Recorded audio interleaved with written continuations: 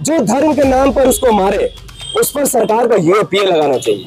धर्म के नाम पर मारने वाला हर व्यक्ति वैसे ही आतंकवादी है, जैसा पहलगाम में इन लोगों ने मारा वैसे इन लोगों ने इसको मारा। मैं इसको अलग नहीं छोड़ता हूँ। पुलिस में मुसलमान नहीं, प्रशासन में मुसलमान नहीं, गवर्नमेंट जॉब में मुसलमान नहीं, मुसलमान तो कहीं नहीं है। अरे एक एक लोकल थाना देख लो, मुस्लिम एरिया में जितने लोकल थाने होते हैं स्कूल क्यों नहीं है? क्या मुसलमान के बच्चे क्राइम करते हैं? तुमको सीएम बनाते रहे और फिर भी हमारे लोग मरते रहे। इतने पागल तो नहीं हम लोग।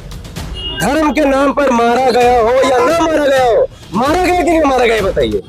नमस्कार, आदाब, स्वागत है आप सभी का लाइव इंडिया न्यूज में। मैं हूं आपके साथ जमशेद और इस वक्त हम आपको बता दें कि पिछले दिनों कोलकाता के बेलगछिया इलाके में जिस तरह से एक घटना सामने आया था जहां पर 3 नौजवानों को मारा गया था। नौजवान और उसके परिवार वालों के हिसाब से कहा यह गया कि पहले नाम पूछा गया और धर्म के आधार पर मारपीट की गई, लेकिन पुलिस ये दावा कर रही है कि धर्म के नाम पर मारपीट नहीं हुई है बल्कि ग्रुप को लेकर जो है मामला था और उसके बाद इस तरह का घटना सामने आया है। ऐसे में हमारे साथ एमआईएम कोलकाता के प्रेसिडेंट मोहम्मद नफीस अंसारी साहब हैं। आइए हम उनसे बातचीत करते हैं कि इस तरह की जो घटना पूरे देश भर में सामने आ रही है, न सिर्फ कोलकाता, न सिर्फ बेलगछिया, बल्कि पूरे देश भर में सामने आ रही है। और खासतौर से जब पहलगाम में जो आतंकवादी हमला हुआ उसके बाद ये जो मामले हैं, नाम पूछकर मारना, धर्म के आधार पर मारपीट करना, ये बहुत ही ज्यादा आम हो गया है। तो आइए हम इनसे जानने की कोशिश करते हैं कि इनका क्या कुछ कहना है। आपका बहुत बहुत स्वागत है। क्या कहेंगे, जिस तरह से पहले कोलकाता के बेलगछिया के ऊपर बात करें कि बेलगछिया में जिस तरह से 3 नौजवानों पर हमला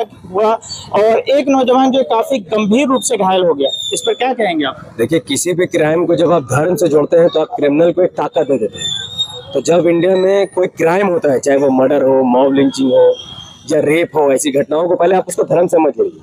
क्रिमिनल चाहता है कि उसके क्राइम को धर्म से जोड़ दीजिए ताकि उसका फॉलोअर बढ़ जाए, उसका सपोर्टर बढ़ जाए। तो पहले तो आपको क्रिमिनल का बैकग्राउंड समझना पड़ेगा। जो कुछ बेलगछिया में हुआ है, भले से ही पुलिस वाला ये बोलता होगा कि धर्म का मामला नहीं है। जो विक्टिम है उसका वीडियो मैंने सुना है, उसने पूछा, कह रहा था कि मुसलमाने मारो, ये उसका एग्जैक्टली वर्ड है। लेकिन सवाल ये पैदा होता है कि ये बंगाल है, यूपी है, बिहार है, राजस्थान, क्या है ये? यहाँ किसकी सरकार है? जब बात बीजेपी शासित प्रदेश की आती है, मुसलमानों का जमीर जाग जाता है, खून खोल जाता है। देखो, बीजेपी स्टेट में एक मुसलमान को मार दिया गया, यही राजा बाजार है, यही कलकत्ता जहाँ पर तबरेज अंसारी को लेकर रैली निकाला गया था। और यही राजा बाजार, यही कलकत्ता है जहाँ पर बेलगछिया के जिसको मारा गया है उसको लेकर अब तक वैसा गुस्सा नहीं दिखा है। तो सब मैटर है सिस्टम का। सवाल यह है कि जिसने मारा है धर्म के आधार पर मारा हो या ना मारा हो, उस पर क्या कार्रवाई हुई। अब देखिए, ये ममता बनर्जी का फेलियर है। बंगाल में ममता बनर्जी सीएम है, योगी बंगाल को नहीं चलाता है, ना ही मोदी बंगाल को चलाता है। बंगाल की पुलिस प्रशासन ममता बनर्जी के अंडर है। ममता बनर्जी सीएम भी है, होम मिनिस्टर भी है, हेल्थ मिनिस्टर भी है। जितना बड़ा बड़ा होता है उसने किसी को दिया ही नहीं है। अब उसके पार्टी में कोई काबिल नेता है कि नहीं मुझे तो नहीं पता, पर उसने किसी को दिया ही नहीं। तो जब ममता बनर्जी होम मिनिस्टर है, law and order Mamata Banerjee के हाथ में है, और उनके बंगाल के सीएम रहते हुए किसी मुसलमान को अगर लिंच कर दिया जाता है या उसको मारने की कोशिश की जाती है तो उनको एक्शन लेना चाहिए। अब इसके 2 तरीके हैं। देखिए, चूंकि ये बेलगछिया का मामला है तो बेलगछिया के आवाम से गुजारिश है, अपने काउंसलर के और एमएलए के पास, एमपी के पास जाइए, उनसे रिक्वेस्ट कीजिए कि सबसे पहले जो नजदीकी थाना था उसको सस्पेंड करवाइए। पूरे थाने के खिलाफ केस डाल दीजिए कि अगर थाना सामने फिर भी लिंचिंग होता है तो थाना वाले क्या कर रहे थे? पुलिस को सैलरी इसलिए तो नहीं मिलता ना कि सीना तान के, मूछ तान के जाके अपना ताव देखा। पुलिस वाला को इसलिए सैलरी नहीं मिलता है। एक पुलिस का घर जनता चलाता है और जनता सरकार और टैक्स देता, सरकार उसको पैसे देती है। तो आपका काम है प्रोटेक्ट करना। अगर पुलिस फेलियर है, जिस दिन जहां जहां लिंचिंग हो, जहां जहां क्राइम हो, पूरा थाना सस्पेंड होने लग गया तो पुलिस सक्रिय हो जाएगा और ये सब काम होना बंद हो जाएगा। पहला चीज। दूसरा चीज, पुलिस कहती है कि धर्म के आधार पर नहीं हुआ। अरे भाई, नहीं हुआ धर्म के आधार पर तो अरेस्ट करो ना जिसने मारा है। अभी तक कोई गिरफ्तारी नहीं हुई। तो कैसे होगा भाई? पुलिस तो ये क्लियर कर रही है नहीं, धर्म के नाम पर मारा गया। अरे कौन तुमसे पूछ रहा है? धर्म के नाम पर मारा गया हो या ना मारा गया हो, मारा गया कि नहीं मारा गया बताइए। मारा गया कि ना मारा गया? उसको मारा है लोगों ने घेर के। क्राइम हुआ है, चाहे रिलीजन हो या ना हो, क्राइम हुआ है। क्राइम के खिलाफ इंसाफ की मांग हम लोग कर रहे हैं। तो पुलिस की जिम्मेदारी है जिन लोगों ने मारा है। सीसीटीवी कैमरा हर जगह लगा हुआ है, आप सीसीटीवी कैमरा का इस्तेमाल किए, इसको पकड़िए। ऐसे मैं कोलकाता प्रेसिडेंट, हम इस सरकार से डिमांड करें, सबसे पहला डिमांड, वहां के थाना पर जांच बैठाओ, पूरा थाना को सस्पेंड करो। दूसरा डिमांड, जिसको मारा गया बेचारा, जो घर चलाता था, रोजगार करता था, वो उबर बाइक टोला चलाता था, उसको 1 करोड़ का मुआवजा सरकार दे। तीसरा डिमांड, ममता बनर्जी इमीडिएटली इस्तीफा दे, मिनिस्ट्री पद से नहीं, सीएम से नहीं, कम से कम होम मिनिस्ट्री से इस्तीफा दे और हेल्थ मिनिस्ट्री से इस्तीफा दे। अब हेल्थ मिनिस्ट्री में क्यों इस्तीफा मांग रहा है? उसको कौन सा हॉस्पिटल लेके जाया गया? बताइए, कौन सा हॉस्पिटल लेके जाया गया? उसको विक्टिम को आरजीकर ले जाया गया, आरजीकर में इलाज हुआ, कहाँ ट्रांसफर किया गया उसको? अपोलो में। यानी आपके सरकारी अस्पताल इतने अच्छे नहीं है जहां पर किसी गरीब का इलाज हो। बंगाल में रहने वाला हर गरीब आदमी अपना इलाज प्राइवेट में नहीं करा पाता है। वो बेचारा झक मार कर सरकारी अस्पताल में जाता है, लाइन के धक्के खाता है और फिर थक हार कर वही मर जाता है या तो प्राइवेट में इलाज कराता है। ये जो आदमी जिसको मारा गया है, उस आदमी का इलाज आरजीकर में हुआ ही नहीं, उसको ट्रांसफर कर दिया अपोलो में। तो अपोलो में खर्चा क्या तुम्हारा बाप उठाएगा? कौन उठाएगा? मारने वाला मार के चले गया, गरीब घर का बच्चा है, अपना मेहनत से कमा कर घर को रोजी रोटी चलाता है, ममता बनर्जी का 1 रुपया का हेल्प नहीं। अब उसको किसी ने मार के चले गया, पुलिस का फेलियर, प्रशासन का फेलियर, होम मिनिस्टर का फेलियर, अब उसे कहा जाता है अपोलो में इलाज कराओ, तो कौन उसका खर्चा उठाएगा? आप कहेंगे साधु साधी कार्ड बना रहे, भैया ये सब कार्ड नहीं चाहिए, सरकारी अस्पताल अच्छा कर दो, किसी कार्ड का जरूरत नहीं है, आप लोग मूर्ख बनाते हो। तो पहला डिमांड है उस घर वालों को 1 करोड़ रुपए की मदद की जाए, ताकि बेचारे ने अपने बच्चे को खराब कंडीशन में देखा है, अब वो काम कर सके नहीं कर सके किसी को नहीं मालूम। दूसरा कंडीशन, थाने वालों पर एक्शन लो। तीसरा कंडीशन, अगर इसके आरोपियों की तो सजा नहीं मिलती है, क्योंकि बंगाल में भी एक बिल पास होता है मॉब लिंचिंग लेकर के सूली पे चढ़ा देंगे या फिर मौत की सजा देंगे, तो ये मॉब लिंचिंग है। एक एक हत्यारे को पकड़ो और उसे सूली तक टांगो संवैधानिक तरीके से। अगर ममता बनर्जी ये नहीं करेंगे, देखिए मैं जानता हूँ बंगाल के मुसलमान कहते हैं माँ माटी मानुस, मेरा माँ, वो हम लोग से बड़ी मुसलमान दिखती है, हालांकि है नहीं। अब अगर ममता बनर्जी एक्शन नहीं लेती है, 8 महीना बाद इलेक्शन है, हमें मान के लोग तो स्टेज में बोलेंगे कि ममता बनर्जी सीएम थी, हेल्थ मिनिस्टर थी, होम मिनिस्टर थी, फिर भी मुसलमान को बेलगाटा कहा बेलगछिया 10 दिन में 20 दिन में 2 मुस्लिम को मारा गया। तो अगर आप एक्शन नहीं लेंगे और सोचेंगे मुसलमान फिर भी आपको वोट देगा, तो ये कौन जागा हुआ है? जब से वक्फ बिल आया, एनआरसी आया और अब यूसीसी आने में कौन जाग रहा है? वो आपको बताएगा कि अगर आप हमारी हिफाजत नहीं कर सकते तो आपको सीएम रहने का भी अधिकार नहीं है। सबसे बड़ा सवाल ये है कि ममता बनर्जी ने क्या दिया भाई मुसलमानों को? आपने कहा रिजर्वेशन देंगे, अब आप जब जीत गए सीएम बन गए, आपका बीजेपी को हराओ। आपने कहा उर्दू को सेकंड लैंग्वेज करेंगे, आप जीत गए, मुसलमानों ने आपको सीएम बना दिया, बीजेपी को हराओ। अरे कब तक बीजेपी को हराने का ठेका लेते रहेंगे भाई? हम बीजेपी को हराते रहे, तुमको सीएम बनाते रहे और फिर भी हमारे लोग मरते रहे। इतने पागल तो नहीं हम लोग। तो हम ईमान के लोगों को जगाएंगे भैया, क्या आपको धोखा दिया जा रहा है? पुलिस में मुसलमान नहीं, प्रशासन में मुसलमान नहीं, गवर्नमेंट जॉब में मुसलमान नहीं, मुसलमान तो कहीं नहीं है। अरे एक एक लोकल थाना देख लो, मुस्लिम एरिया में जितने लोकल थाने होते हैं स्कूल क्यों नहीं है? क्या मुसलमान के बच्चे क्राइम करते हैं? अरे हमें स्कूल चाहिए, कॉलेज चाहिए, हॉस्पिटल चाहिए, इंस्टीट्यूट चाहिए, थाना नहीं चाहिए हमें। और अगर थाना है तो वहां पर आधा मुसलमान होना चाहिए।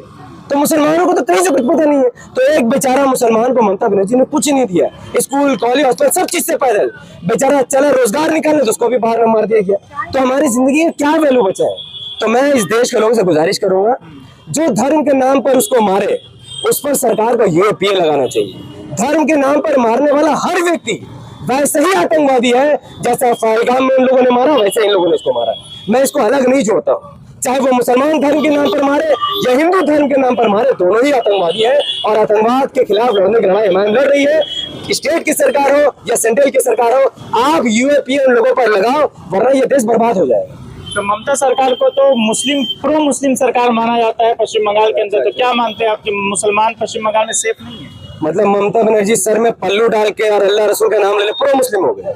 अरे प्रो मुस्लिम तब होती जब मुस्लिम इलाके में स्कूल कॉलेज हॉस्पिटल बनाती, तब होती प्रो मुस्लिम। मुसलमान को रिजर्वेशन दे देती, तब होती प्रो मुस्लिम। अरे मुस्लिम इलाका देखो और गैर मुस्लिम इलाका देखो, शर्म आनी चाहिए आप सबको। हम जब अपना इलाका राजा बाजार देखते हैं और थोड़ा सा दूर जाके मालिक तला देखते हैं, लगता है कि एक जगह स्वर्ग एक जगह नर्क है। क्यों? क्या हमारी कोई इज्जत नहीं है? इस्लाम सिखाता है तहुरु शत्रुल ईमान, पाकिस्तान की निस्फ ईमान है। गंदगी में रहना हमारा इस्लाम नहीं सिखाता है। पर जितना मुस्लिम एरिया मच्छर भरा हुआ है, गंदगी भरा हुआ है, कूड़ा भरा हुआ है, हर जगह लीगल पार्किंग लगा हुआ है, और गैर मुस्लिम एरिया जाओ तो चमका हुआ है। तो ममता बनर्जी प्रो मुस्लिम नहीं है। मुसलमान वोट जरूर देता है, पर ममता बनर्जी मोदी से बड़ी हिंदुत्व नेता है, मोदी से बड़ी हिंदू नेता है। अरे मोदी तो देश बर्बाद कर रहा है, हिंदू का भी वोट लगा रहा है, मुसलमान का भी वोट लगा रहा है। तेल महंगा तो हिंदू मुसलमान सब खरीद रहा, महंगा तेल। ममता बनर्जी सिर्फ मुसलमान का ही वोट लगाते जा रही है। हिंदू एरिया अच्छा, मुस्लिम एरिया। हम चाहते हैं भारत का मुसलमान जितना अच्छा हिंदू एरिया उसको और अच्छा बना दो। अरे मुस्लिम एरिया को तो थोड़ा अच्छा बना दो भाई, कुछ तो शर्म करो। मुसलमान के वोट के दम पर तुम सीएम बनते हो, तुम्हारा भतीजा मिनिस्टर बनता है, तुम्हारे लोग सरकार में आते हैं, तुम तो मुसलमान को मंत्री तक नहीं बनाना चाहते। कौन से मुसलमान को तुमने हेल्थ मिनिस्टर बना दिया, होम मिनिस्टर बना दिया, कुछ तो नहीं बनाया। डिप्यूटी सीएम तो मुसलमान को नहीं बना रहे हो, जबकि बंगाल में मुसलमानों की आबादी 40% है। तो चलो फिर भी हम नहीं कहते कि मुसलमान सीएम बने, सीएम कोई भी बने। अरे हिंदू बहुल देश, हिंदू ही पीएम बने, हिंदू सीएम बने। कम से कम मुसलमान को स्कूल कॉलेज हॉस्पिटल तो दे दो। और अगर ये भी नहीं दे पाते तो मुसलमान की हिफाजत तो करो। तुम हिफाजत भी नहीं करोगे, स्कूल कॉलेज हॉस्पिटल भी नहीं बनाओगे, आज सोचोगे पूरा कौम मुर्दा, इलेक्शन टाइम आएगा ए बीजेपी को हराओ, बीजेपी को हराओ, फिर से हम लोग चल जाएंगे। नहीं भैया, जो कौम अबू जहल से नहीं डरा, अबू लहब से नहीं डरा, उतबा बिन शेबा रबिया से नहीं डरा, फिरौन से नहीं डरा, नमरूद से नहीं डरा, वो मोदी और बीजेपी से डरने वाला नहीं। तो इस सरकार ने पाकिस्तान पर एयर स्ट्राइक किया, हम समर्थन करते, करो, पूरे पाकिस्तान को मिटा दो, हमारा क्या जाता है, क्योंकि पाकिस्तान से हमारा कोई लेना देना नहीं है। एक फालतू नकारा देश जो गधा बेच बेच कर अपना देश को चला रहा, वो क्या पाकिस्तान से, भारत से जंग करेगा? अरे भाई, पाकिस्तान का भारत से कोई मुकाबला नहीं है। एक हाथी का चुटी से क्या मुकाबला हो सकता है? पाकिस्तान के पास कुछ नहीं है। मलेरिया का दवा बनाने की जिसकी हैसियत में वो भारत से जंग लड़ेगा, तो पाकिस्तान की भारत से तो पाकिस्तान का मुकाबला नहीं है। बात टेररिज्म का है। जिन लोगों ने पहलगाम में उन 26 भारतीयों को मौत के घाट उतारा, नाम पुछ कर, ताकि भारत में हिंदू मुस्लिम का फसाद हो, उन आतंकवादियों का सर जब तक भारत में नहीं आएगा, आप जितने अरेस्ट कर लो, हम उससे मुतमईन नहीं होंगे। आप अपने फॉलोअर को खुश कर सकते हो, हिंदू वोट बैंक को खुश कर सकते हो, मुस्लिम खुश नहीं होगा, क्योंकि भारत के मुसलमानों ने जंग लड़कर अंग्रेजों से इस देश को आजाद कराया है। जब पाकिस्तान मिले तब भी हम पाकिस्तान ले गए, क्योंकि हम लोग मानते हैं ये भारत हमारा था, हमारा है, हमारा रहेगा। और भारत में घुसकर जिन लोगों ने जिहाद के नाम से आतंक फैलाया है, उनका सर जब तक भारत में नहीं आएगा, हम लोग तशक्की नहीं ले, मुतमईन नहीं होंगे। तो सरकार से गुजारिश है, रॉ का इस्तेमाल कीजिए, अपने एजेंट का इस्तेमाल कीजिए, उन लोगों की कबर खोद कर उनको निकाले। अगर वो मर गए आपके मिसाइल से, तो कबर खोद कर उनको भारत में लाइए, एक एक पेड़ में उनको टांग दीजिए और दुनिया को पैगाम दीजिए कि ये आतंकवाद है, धर्म के नाम से जो आतंकवाद फैलाएगा उसका यही हाल होगा। वरना मिसाइल मारते रहोगे, इससे क्या होने वाला? कुछ नहीं होगा भाई। जब तक जिन लोगों ने मारा उसको सजा दिलाना जरूरी है। और पाक ऑक्युपाइड कश्मीर, जो कि गुलाम कश्मीर है, जिसको लोग आजाद कहते हैं, उसको भारत का हिस्सा बनो। वो भारत का, कश्मीर हमारा है। और कश्मीर के लोगों से मैं कहना चाहूंगा, जिनको भी लगता है ना कि बीजेपी सरकार खराब है, हम पर जुल्म, नो डाउट बीजेपी है खराब सरकार, एक वाहियात सरकार है, धर्म की राजनीति करने वाली सरकार है, पर आज बीजेपी की सरकार है, उसको एक्सेप्ट करना पड़ेगा। भारत में संविधान है, डेमोक्रेसी, आप उसके बाहर नहीं जा सकते हैं। तो अब हड़बड़ाहट के चक्कर में पाकिस्तान के समर्थन में मत जाइए। इस चीज को समझिए कि अल्लाह ताला ने कुरान में क्या फरमाया, वतवासो बिल हक वतवासो बिस सब्र, हक बात की तलकीन करो, सब्र बात की तलकीन करो। तो आज वक्त है आपको सब्र करने का, पेशेंस रखिए। भारत में एमआईएम भी लड़ रही है, एमआईएम बहुत बड़ी पार्टी बनने की स्तर पर है। जिस दिन भारत के मुसलमानों ने एआईएमआईएम को वोट किया, एमआईएम 60-70 सांसद जीतेंगे, 400 विधायक जीतेगी, 10,000 20,000 कॉर्पोरेटर जीतेंगे। उस दिन सरकार हमारी की, हमारे बिना सरकार कोई नहीं बनाएगा। और जिस दिन भारत में एमआईएम सरकार बनाएगी, जिन ऑफिसरों ने, चाहे वो इंडियन आर्मी में घुसे हुए हो या फिर पुलिस में हो, जो संघी लोग हमारे सिस्टम में घुसे हुए, उनको चुन चुन कर निकाला जाएगा और संवैधानिक तरीके से आपका बदला लिया जाएगा। तो आप सब्र से काम लीजिए, भारत का साथ दीजिए, संविधान पर भरोसा रखिए, कुरान की आयत पर भरोसा रखिए। हड़बड़ाहट के चक्कर में वो भिखारी पाकिस्तान का समर्थन मत कीजिए। बहुत बहुत शुक्रिया। तो हमारे साथ मोहम्मद नफीस अंसारी साहब थे, जिन्होंने तमाम बातों का जिक्र किया, और ये एमआईएम कोलकाता के प्रेसिडेंट है। आप भी बने रहिए लाइव इंडिया न्यूज़ के साथ और दीजिए हमें इजाजत। शुक्रिया।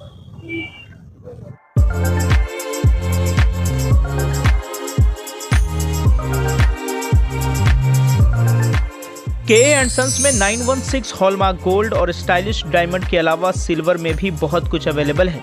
चांदी का तश्त, बट्टी, मछली, अतरदान, पायल और बच्चों का बाला भी यहाँ आपको मिलेगा, जो सिर्फ 500 रुपए से स्टार्ट होता है। इसके अलावा गोल्ड में necklace, bangles, chains, bracelets, ear rings भी मिलेगा, जो आपकी खूबसूरती को 4 चांद लगा देगा। तो जल्दी कीजिए, इनका एड्रेस है 16/1B Topsia road, south Kohinoor market, Kolkata 46। Contact number है 8100 650 651।